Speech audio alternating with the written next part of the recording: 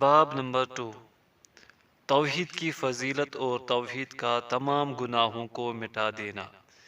ارشاد ربانی ہے، الذین آمنوا ولم یلبسوا ایمانہم بظلم اولئک لہم الامن وہم مہتدون، سورۃ الانعام۔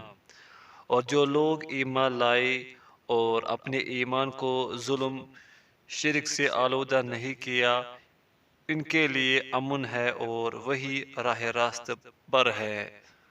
اور حضرت عبادہ بن صامت رضی اللہ عنہ سے روایت ہے کہ رسول اللہ صلی اللہ علیہ وسلم نے ارشاد فرمایا، جو شخص اس بات کی گواہی دے کہ اللہ تعالیٰ کے سوا کوئی معبود نہیں، وہ اکیلا ہے اور اس کا کوئی شریک نہیں، اور حضرت محمد صلی اللہ علیہ وسلم اس کے بندے اور رسول ہیں، اور حضرت عیسیٰ علیہ السلام بھی اللہ کے بندے، اس کے رسول، اس کا کلمہ جو اس اللہ نے حضرت مریم علیہ السلام کی طرف ڈالا تھا اور اس کی طرف سے بھیجی ہوئی روح تھے۔ اور جو شخص اس بات کی بھی گواہی دے کہ جنت اور جہنم برحق ہے، تو ایسے شخص کو اللہ تعالیٰ بہرحال جنت میں کرے گا، خواہ اس کے اعمال کیسے ہی ہو۔ صحیح بخاری و صحیح مسلم۔ اور صحیحین ہی میں حضرت عتبان رضی اللہ عنہ سے روایت ہے کہ حضرت صلی اللہ علیہ وسلم نے ارشاد فرمایا، اللہ تعالیٰ ایسے شخص کو جو محض رضائے الہی کے لیے لا الہ الا اللہ کا اقرار کرے، دوزخ پر حرام کر دیتا ہے۔ حضرت ابو سعید خدری رضی اللہ عنہ سے روایت ہے کہ رسول اللہ صلی اللہ علیہ وسلم نے فرمایا، موسیٰ علیہ السلام نے اللہ تعالیٰ سے عرض کی، اے میرے پروردگار، مجھے کوئی ایسا ذکر بتائیے جس سے میں تجھے یاد کروں اور اس کے ذریعے سے تجھے پکارتا رہوں۔ اللہ تعالیٰ نے فرمایا، اے موسیٰ، لا الہ الا اللہ پڑھا کرو۔ حضرت موسیٰ نے کہا، اے میرے رب، یہ کلمہ تو تیرے سب بندے پڑھتے ہیں۔ اللہ تعالیٰ نے فرمایا، اے موسیٰ، اگر ساتوں آسمان اور ان کی مخلوق بجز میرے اور ساتوں زمینیں ترازو کے ایک پلڑے میں ہو اور لا الہ الا اللہ دوسرے پلڑے میں ہو، تو لا الہ الا اللہ ان سب سے وزنی ہوگا۔ رواہ ابن حبان والحاکم وصححہ۔ اسے ابن حبان اور حاکم نے روایت کیا ہے اور حاکم نے اسے صحیح قرار دیا ہے۔ اور سنن ترمذی میں حسن سند کے ساتھ حضرت انس رضی اللہ عنہ سے مروی ہے کہ میں نے رسول اللہ صلی اللہ علیہ وسلم کو یہ فرماتے ہوئے سنا کہ اللہ تعالیٰ نے ارشاد فرمایا، اے ابن آدم، اگر تو میرے پاس زمین بھر کر گناہ لائے، پھر اس حال میں تو مجھ سے ملاقات کرے کہ تو میرے ساتھ کسی کو شریک نہ ٹھہراتا ہو، تو میں اسی قدر تیری طرف مغفرت و بخشش لے کر آؤں۔ مسائل۔ پوائنٹ 1، اللہ تعالیٰ کا فضل بہت وسیع ہے۔ پوائنٹ 2، اللہ تعالیٰ کی ہاں توحید کا بہت زیادہ ثواب ہے۔ پوائنٹ 3، ثواب کے ساتھ ساتھ عقیدہ توحید گناہوں کا کفارہ بھی ہے۔ پوائنٹ 4، اس تفصیل سے سورہ انعام کی آیت 82 کی تفسیر بھی واضح ہو جاتی ہے کہ اس آیت میں ظلم سے مراد شرک ہے۔ پوائنٹ 5، حضرت عبادہ رضی اللہ عنہ کی حدیث میں جو 5 امور مذکور ہے، ان پر غور و تدبر کرنا چاہیے۔ پوائنٹ 6، حضرت عبادہ اور حضرت عتبان رضی اللہ عنہما دونوں کو جمع کرے تو ان سے لا الہ الا اللہ کا معنی مزید واضح ہو جاتا ہے، اور جو لوگ اس دھوکے میں مبتلا ہے کہ محض زبان سے کلمہ توحید کا اقرار نجات کے لیے کافی ہے، ان کی غلطی بھی واضح ہوتی ہے۔ پوائنٹ 7، حضرت عتبہ رضی اللہ عنہ کی حدیث میں مذکور شرط بھی قابل توجہ ہے۔ پوائنٹ 8، انبیاء کرام بھی اس کلمہ کی فضیلت جاننے کے محتاج تھے۔ پوائنٹ 9، یہ امر بھی قابل غور ہے کہ کلمہ لا الہ الا اللہ تمام آسمانوں اور زمینوں سے وزنی اور بھاری ہونے کے باوجود بہت سے کلمہ گو لوگوں کے ترازو ہلکے ہوں گے۔ پوائنٹ 10، اس میں یہ صراحت بھی ہے کہ آسمانوں کی طرح زمینیں بھی ساتھ ہے۔ پوائنٹ 11، آسمانوں اور زمینوں میں مخلوق آباد ہے۔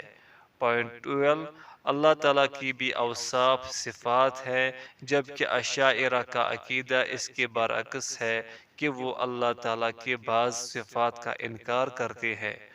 پوائنٹ 13، جب آپ حضرت انس رضی اللہ عنہ سے مروی حدیث کو اچھی طرح سمجھ لیں گے تو آپ کو معلوم ہوگا کہ حضرت عتبان رضی اللہ عنہ سے مروی حدیث کے ان الفاظ کہ جو شخص محض رضا الہی کی خاطر کلمہ لا الہ الا اللہ کا اقرار کر لے تو اللہ تعالیٰ اسے دوزخ پر حرام کر دیتا ہے، سے شرک کو چھوڑنا مراد ہے، محض زبان سے کلمہ پڑھ لینا نجات کے لیے کافی نہیں۔ پوائنٹ 14، یہ بات بھی قابل غور ہے کہ اس حدیث میں حضرت محمد صلی اللہ علیہ وسلم اور حضرت عیسیٰ علیہ السلام دونوں کو اللہ تعالیٰ کے بندے اور رسول کہا گیا ہے۔ پوائنٹ 15، یہ بات بھی قابل پہچان ہے کہ ہر چیز اللہ تعالیٰ کے حکم سے پیدا ہونے کی وجہ سے اس کا کلمہ ہے، تاہم یہاں خصوصی طور پر حضرت عیسیٰ علیہ السلام کو اللہ تعالیٰ کا کلمہ کہا گیا ہے۔ پوائنٹ 16، اگرچہ روح اللہ تعالیٰ کی مخلوق ہے تاہم حضرت عیسیٰ علیہ السلام کے متعلق خصوصی طور پر معلوم ہوا کہ انہیں اللہ تعالیٰ کی روح قرار دیا گیا ہے۔ پوائنٹ 17، جنت اور جہنم پر ایمان لانے کی اہمیت اور فضیلت بھی معلوم ہوتی ہے۔ پوائنٹ 18، اس تفصیل سے حضرت عبادہ رضی اللہ عنہ کی حدیث میں ہے علی ما کان من العمل کا معنی بھی متعین ہو جاتا ہے کہ انسان کی جنت میں جانے کے لیے اس کا صاحب توحید ہونا شرط ہے۔ پوائنٹ 19، قیامت کے روز اعمال تولنے کے لیے جو میزان قائم کی جائے گی اس کے بھی دو پلڑے ہیں۔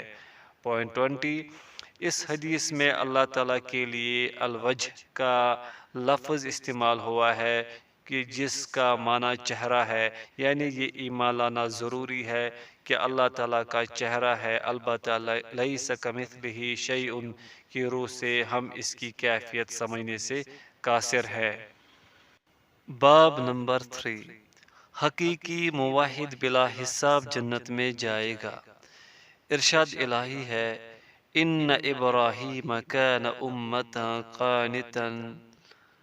قانتا للہ حنیفا ولم یک من المشرکین، سورۃ النحل۔ بے شک حضرت ابراہیم علیہ السلام لوگوں کے لیے پیشوا، اللہ تعالیٰ کے فرما بردار اور یکسو تھے، وہ مشرکین میں سے نہیں تھے۔ نیز ارشاد ہے، والذین هم بربهم لا یشرکون، سورۃ المؤمنون۔ اور اہل ایمان وہ ہے جو اپنے رب کے ساتھ کسی کو شریک نہیں ٹھہراتے۔ حسین بن عبد الرحمن رحمۃ اللہ علیہ کہتے ہیں کہ میں ایک دفعہ سعید بن جبیر رحمۃ اللہ علیہ کے پاس حاضر تھا کہ انہوں نے کہا، گزشتہ رات ٹوٹنے والا ستارہ تم میں سے کس نے دیکھا؟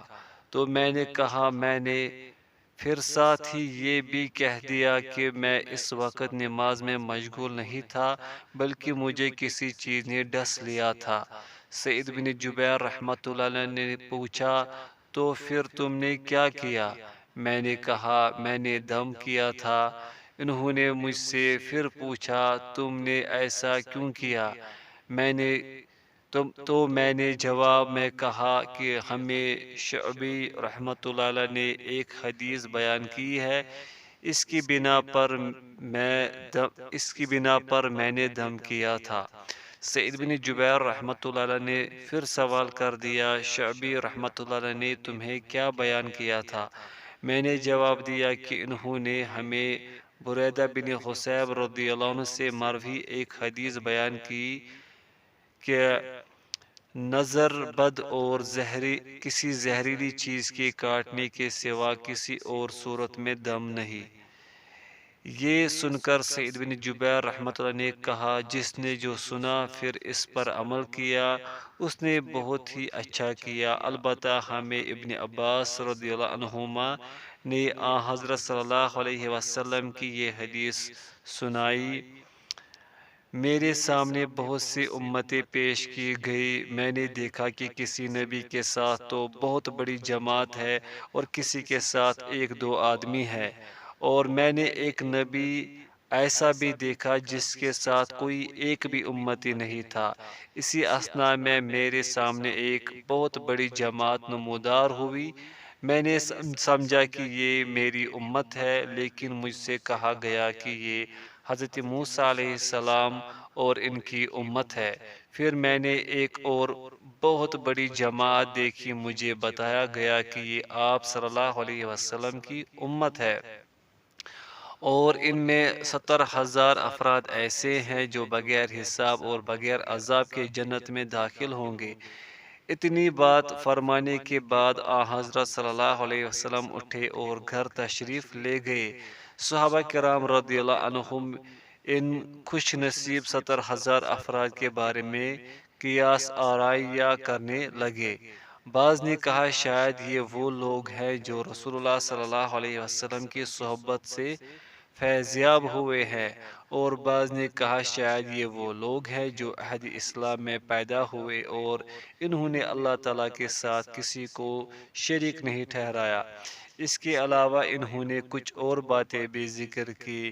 اتنے میں حضرت صلی اللہ علیہ وسلم تشریف لے آئے تو صحابہ کرام رضی اللہ عنہم نے آپ صلی اللہ علیہ وسلم کو اپنی آراء سے آگاہ کیا، تو آپ صلی اللہ علیہ وسلم نے فرمایا، یہ وہ لوگ ہیں جو نہ دم کرواتے ہیں، نہ علاج کی غرض سے اپنے جسم داغتے ہیں، نہ بدفعلی لیتے ہیں، اور وہ صرف اپنے پروردگار پر ہی توکل کرتے ہیں۔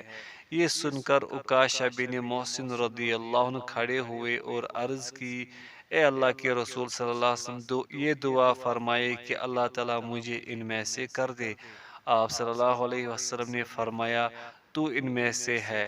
اس کے بعد ایک دوسرا شخص کھڑا ہوا اور عرض کی، اے اللہ کے رسول صلی اللہ علیہ وسلم، میرے لیے بھی دعا فرمائیے کہ اللہ تعالیٰ مجھے بھی ان میں سے کر دے۔ آپ صلی اللہ علیہ وسلم نے فرمایا، اس دعا میں عکاشہ رضی اللہ عنہ تم پر سبقت لے گیا ہے۔ اس روایت کو بخاری مسلم، یہ الفاظ مسلم کے ہیں، البتہ بخاری کے الفاظ مختصر بھی ہیں اور مفصل بھی۔ ترمذی اور نسائی نے روایت کیا ہے۔ مسائل۔ پوائنٹ نمبر 1، یہ کہ توحید کے بارے میں لوگوں کے درجات و مراتب مختلف ہے۔ پوائنٹ 2، تحقق توحید کے مطلب کی وضاحت ہے۔ پوائنٹ 3، اللہ تعالیٰ نے اس بات پر حضرت ابراہیم علیہ السلام کی مدح و ستائش فرمائی ہے کہ وہ مشرکوں میں سے نہیں تھے اور ان کا دامن شرک آلودگی سے پاک تھا۔ پوائنٹ 4، اللہ تعالیٰ نے اس بات پر حضرات اولیاء کرام کی بھی مدح فرمائی ہے کہ وہ شرک سے بیزار تھے۔ پوائنٹ 5، دم اور جسم داغنے کے طریق علاج کو ترک کرنا توحید کا اعلیٰ درجہ ہے۔ پوائنٹ 6، ان اوصاف کا احاطہ کرنا ہی در حقیقت توکل ہے۔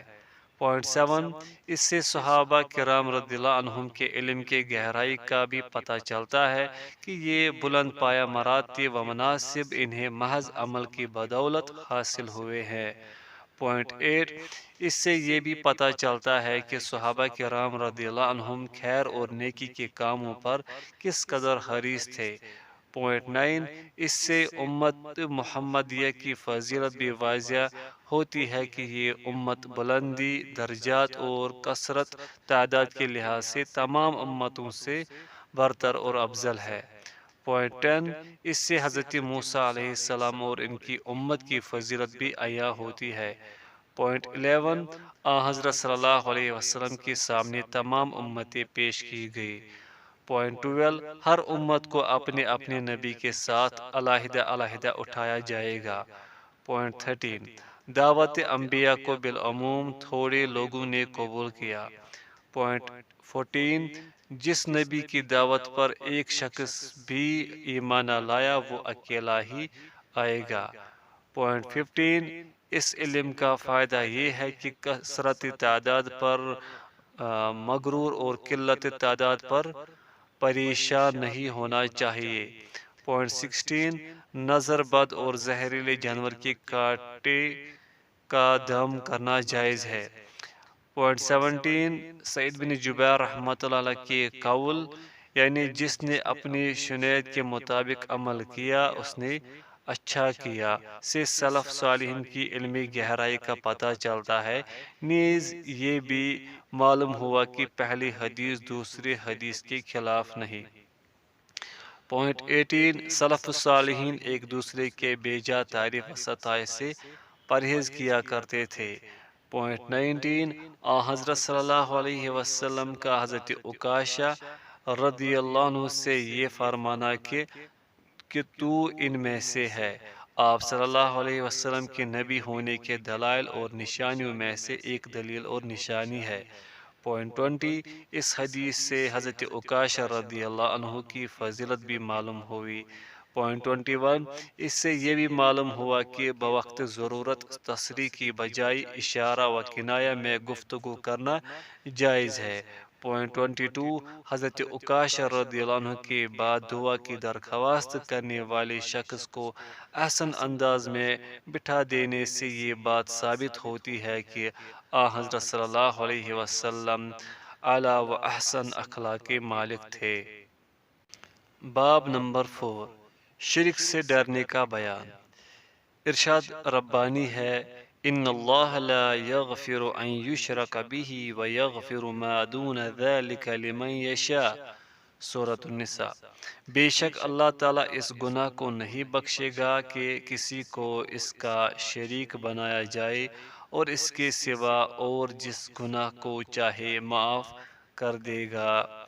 اور حضرت ابراہیم خلیل اللہ علیہ السلام نے دعا کی وَجْنُبْنِي وَبَنِيَّ أَن نَعْبُدَ الْأَصْنَامَ سورہ ابراہیم، اور اے میرے رب مجھے اور میری اولاد کو بتوں کی عبادت سے بچانا۔ اور حدیث شریف میں ہے مجھے تمہارے بارے میں سب سے زیادہ ڈر شرک اصغر کا ہے۔ آپ صلی اللہ علیہ وسلم سے پوچھا گیا شرک اصغر کیا ہے؟ آپ صلی اللہ علیہ وسلم نے فرمایا ریاکاری۔ مسند احمد۔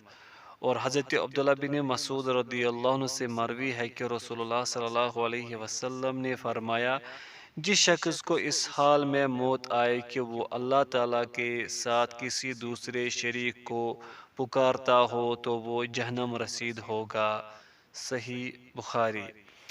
حضرت جابر رضی اللہ عنہ روایت کرتے ہیں کہ رسول اللہ صلی اللہ علیہ وسلم نے فرمایا جو کوئی اس حال میں اللہ تعالیٰ سے ملاقات کرے کہ وہ اس کے ساتھ کسی کو شریک نہ کرتا ہو تو وہ جنت میں جائے گا، اور جو اس حال میں اللہ تعالیٰ سے ملے کہ وہ اس کے ساتھ کسی کو شریک ٹھہراتا ہو تو وہ جہنم رسید ہوگا۔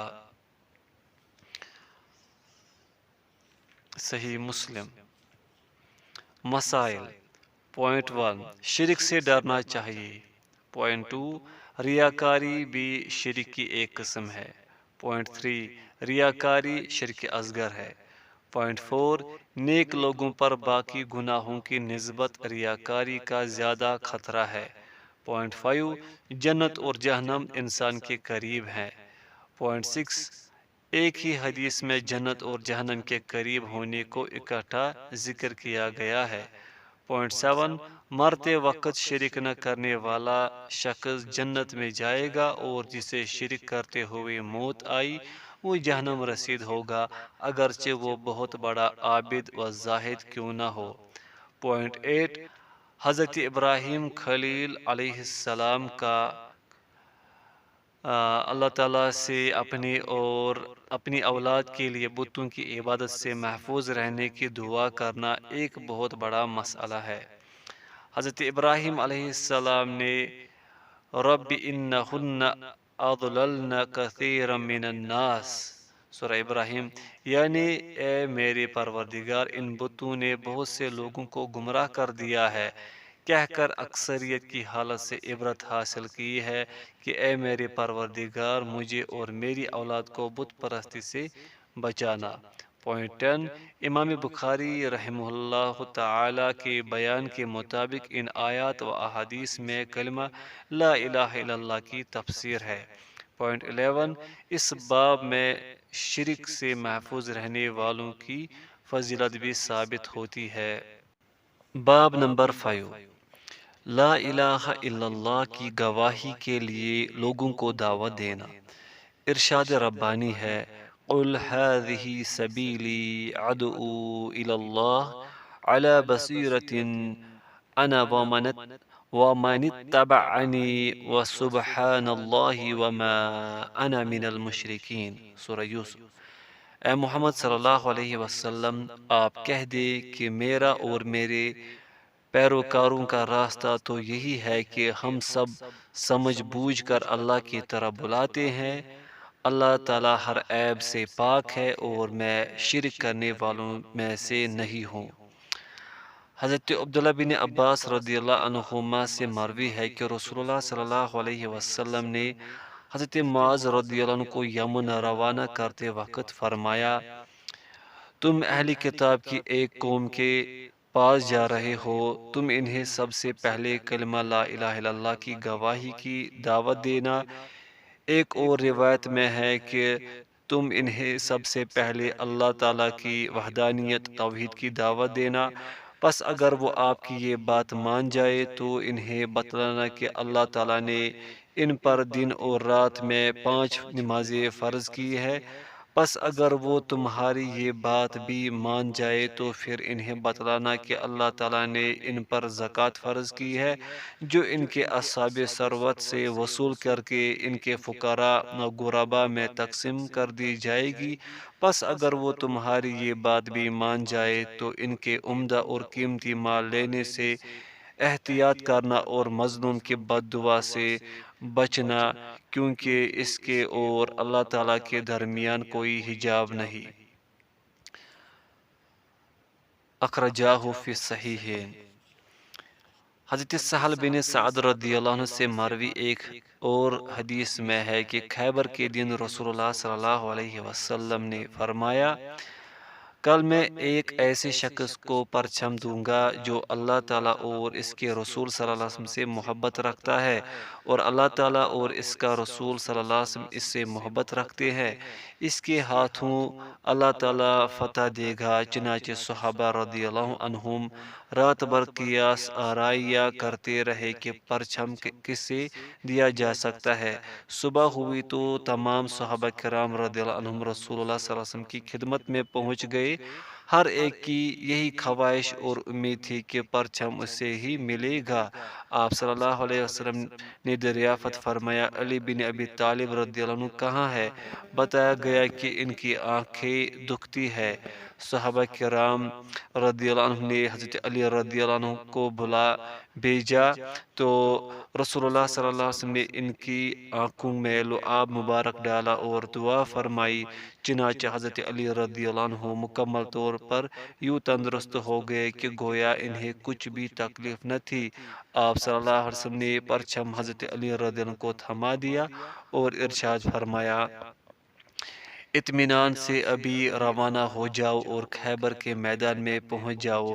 پھر سب سے پہلے انہیں اسلام قبول کرنے کی دعوت دینا اور اللہ تعالیٰ کے جو حقوق ان پر عائد ہوتے ہیں انہیں بتانا۔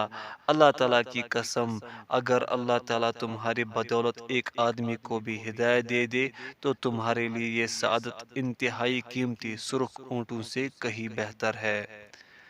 مسائل۔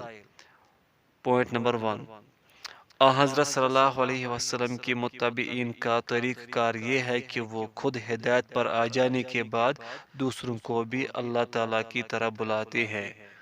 پوائنٹ 2، اس باب میں اخلاص نیت کی ترغیب ہے، کیونکہ اکثر لوگوں کا حال یہ ہے کہ وہ دعوت الی الحق لے کر اٹھے ہوئی اور وہ اس میں مخلص نہیں ہوتے بلکہ وہ لوگوں کو بالعموم اپنی ذات کی طرح بلاتے ہیں۔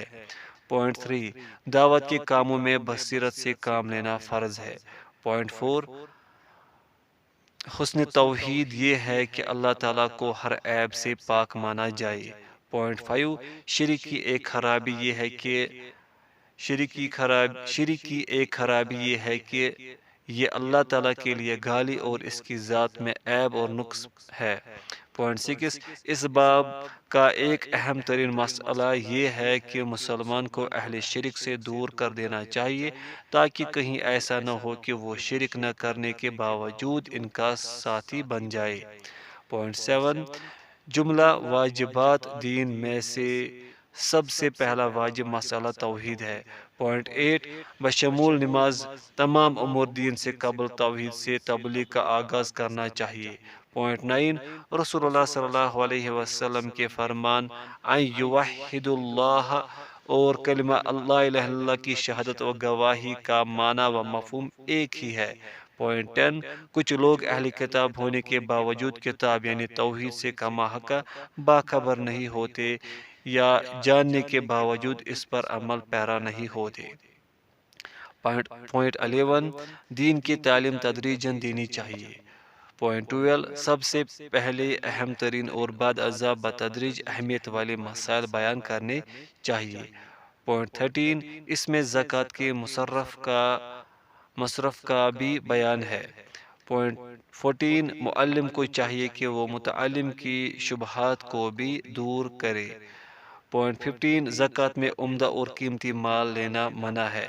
پوائنٹ 16، مظلوم کی بد دعا سے بچنا چاہیے۔ پوائنٹ 17، مظلوم کی و بد دعا اور اللہ تعالیٰ کے درمیان کوئی حجاب نہیں۔ پوائنٹ 18، سید المرسلین حضرت محمد رسول اللہ صلی اللہ علیہ وسلم اور حضرات اولیاء صحابہ کرام رضی اللہ عنہم کو جن مشقتوں، بھوک اور تکالیف کا سامنا کرنا پڑا وہ تمام دلائل توحید میں سے ہے۔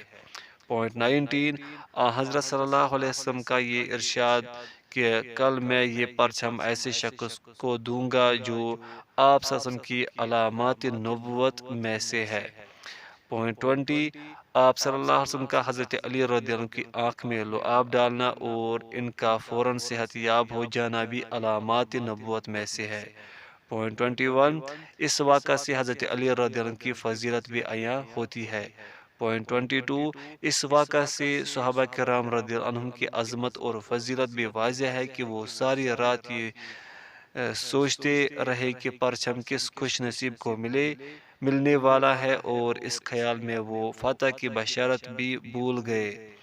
پوائنٹ 23، اس سے ایمان بالقدر بھی ثابت ہوتا ہے کہ پرچم ایسے شخص کو مل گیا جس نے اس کے لیے کوئی کوشش یا خواہش نہیں کی اور کوشش کرنے والے اس کے حصول سے محروم رہے۔ پوائنٹ 24، حضرت علی رضی اللہ عنہ سے حضرت صلی اللہ علیہ وسلم کی فرمان علی رسولک کے اطمینان سے روانہ ہو جاؤ میں آداب جنگ کی تعلیم ہے۔ پوائنٹ 25، اس سے یہ بھی پتہ چلا کہ جنگ سے بیشتر دعوت اسلام دینی چاہیے۔ پوائنٹ 26، لوگوں سے اولین خطاب ہو یا قبل ازیں دعوت اور جنگ ہو چکی ہو، ہر دو صورت میں قبل از جنگ دعوت اسلام مشروع ہے۔ پوائنٹ 27، حضرت صلی اللہ علیہ وسلم کی مندرجہ ذیل ارشاد کہ ان پر اللہ تعالیٰ کے جو حقوق ہے وہ انہیں بتانا سے معلوم ہوا کہ اسلام کی دعوت حکمت و دانائی کے ساتھ پیش کرنی چاہیے۔ پوائنٹ 28، مسلمان ہو کر اسلام میں مقرر کردہ حقوق اللہ سے روشناس ہونا چاہیے۔ پوائنٹ 29، معلوم ہوا کہ جس شخص کے ہاتھوں ایک بھی شخص ہدایت پا جائے اس کے لیے بڑا ثواب اور بڑی عظمت ہے۔ پوائنٹ 30، اس سے فتویٰ پر قسم اٹھانے کا جواز بھی ثابت ہوتا ہے۔ باب نمبر 6، توحید کی تفسیر اور کلمہ لا الہ الا اللہ کی گواہی کا مطلب۔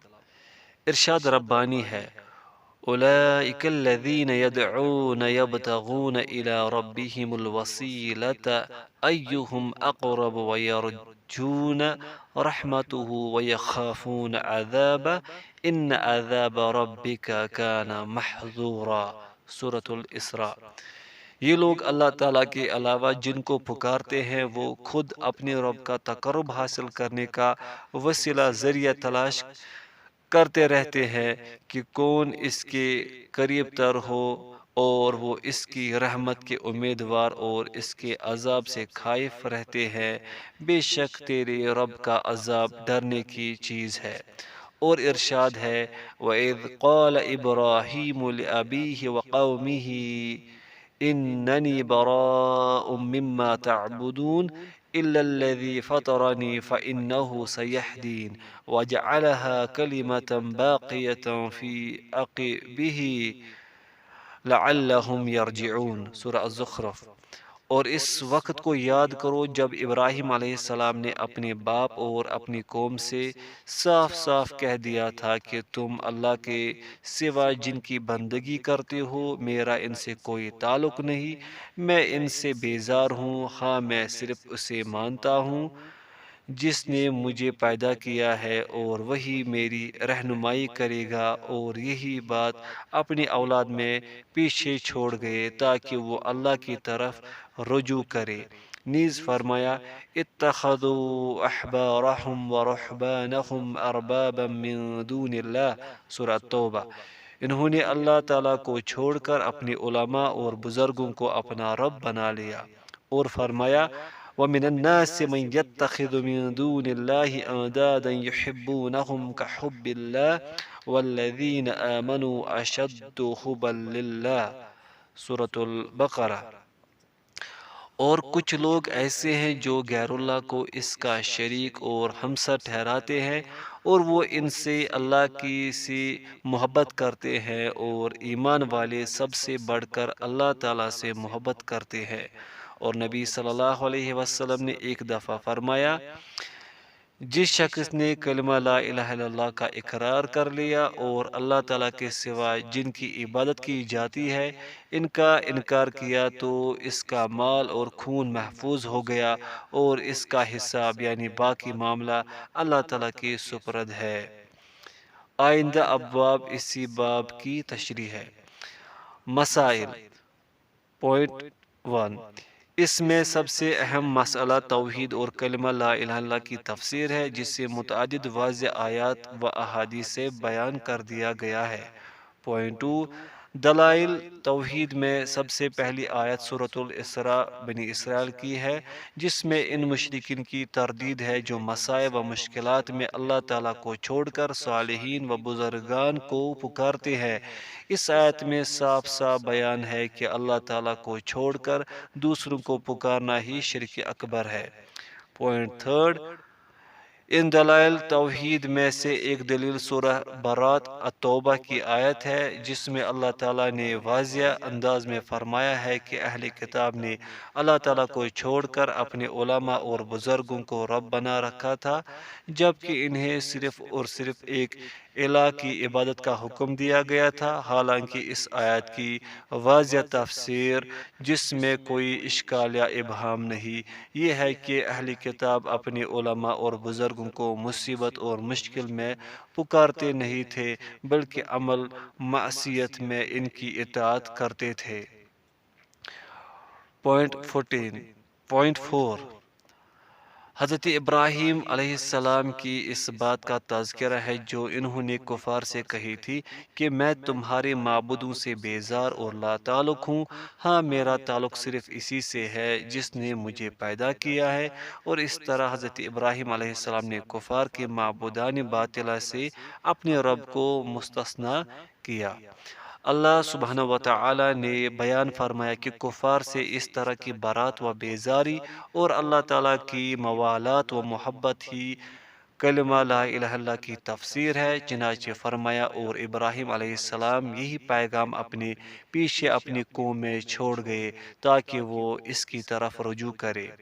5 ان دلائل میں سے ایک دلیل سورہ بقرہ کی وہ آیت ہے جو اللہ تعالیٰ نے کافروں کے متعلق بیان فرمائی ہے کہ وہ جہنم کی آگ سے نکلنے والے نہیں ہیں، اور ان کے بارے میں فرمایا کہ وہ اپنے شریکوں سے یوں محبت کرتے ہیں جیسے اللہ تعالیٰ سے ہونی چاہیے۔ اس سے معلوم ہوتا ہے کہ کفار کو اللہ تعالیٰ سے بھی بڑی محبت تھی، مگر ان کی یہ محبت انہیں مشرف بھی اسلام نہ کر سکی۔ ذرا غور کرے کہ جب اللہ تعالیٰ اور غیر اللہ سے محبت کرنے والوں کو مسلمان شمار نہیں کیا گیا، تو اللہ تعالیٰ سے بڑھ کر شریکوں سے محبت کرنے والوں یا اللہ تعالیٰ کو چھوڑ کر صرف غیر اللہ سے محبت کرنے والوں کا کیا حال ہوگا۔ 6 ان دلائل میں سے ایک دلیل حضرت صلی اللہ علیہ وسلم کا فرمان ذیشان بھی ہے کہ جس شخص نے کلمہ لا الہ الا اللہ کا اقرار اور معبودان باطلہ کا انکار کیا، اس کا مال اور خون جان محفوظ ہو گیا، اور اس کا حساب یعنی باقی معاملہ اللہ تعالیٰ کے سپرد ہے۔ یہ ارشاد مبارک ان بڑے دلائل میں سے ایک ہے جو کلمہ لا الہ الا اللہ کے معنی و مفہوم کو صحیح طور پر واضح کرتے ہیں کہ اس کلمہ کو محض زبان سے ادا کر لینے سے مال و جان کو امان و تحفظ نہیں مل جاتا، یعنی اس کلمہ کو محض پڑھ لینے سے یا اس کی معنی اور لفظ کو جان لینے یا اس کے محض اقرار سے امان نہیں مل جاتی، اور نہ اللہ وحدہ لا شریک لہ کو محض پکارنے سے امان و تحفظ حاصل ہوتا ہے، بلکہ اس کے ساتھ ساتھ جب تک معبودان باطلہ کا کفر و انکار نہ کیا جائے امان نہیں مل سکتی۔ یاد رہے کہ اگر کسی نے ان باتوں میں سے کسی میں بھی ذرا سا شک یا توقف کیا تو اس کی جان اور مال کو تحفظ و امان حاصل نہیں ہو سکے گا۔ یہ مسئلہ کس قدر اہم اور عظیم ہے اور کس قدر واضح ہے، اور مخالفین کے خلاف کتنی بڑی قاطع دلیل ہے۔